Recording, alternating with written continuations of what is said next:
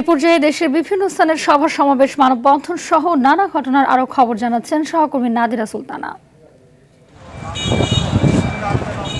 কক্সবাজার বিমানবন্দরে অনুষ্ঠিত হলো এয়ারপোর্ট সিকিউরিটি এক্সারসাইজ। হাইজ্যাক, বোমা হামলা সহ নানা ঝুঁকি মোকাবেলায় সক্ষমতা যাচাই এবং অংশীজনদের প্রস্তুতি বৃদ্ধির লক্ষ্যেই এই মহড়ার আয়োজন করা হয়।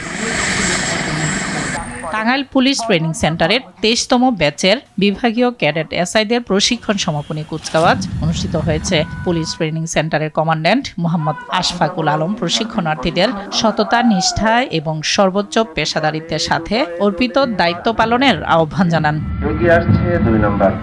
হাওরের পরিবেশ ও জীব বৈচিত্র্য সংরক্ষণে সুনামগঞ্জের দিরাইয়ে ১০,০০০ হিজল গাছের চারা রোপণের উদ্যোগ নেওয়া হয়েছে। পানি সম্পদ মন্ত্রণালয়ের সহযোগিতায় এই কর্মসূচি বাস্তবায়ন করা হচ্ছে।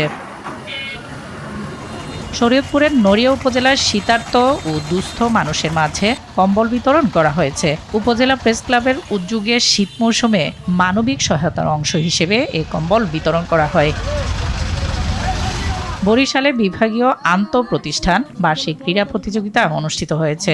সমাজসেবা অধিদপ্তরের আয়োজনে নগরীর কবি জীবনানন্দ দাশ স্টেডিয়ামে এই প্রতিযোগিতা অনুষ্ঠিত হয়। এতে বরিশালের ৯টি প্রতিষ্ঠানের ১৭৮ জন প্রতিযোগী ২২টি ইভেন্টে অংশ নেয়।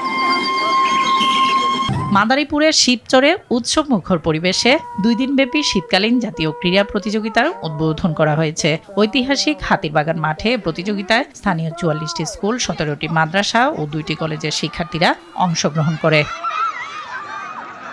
নাদিরা সুলতানা, RTV।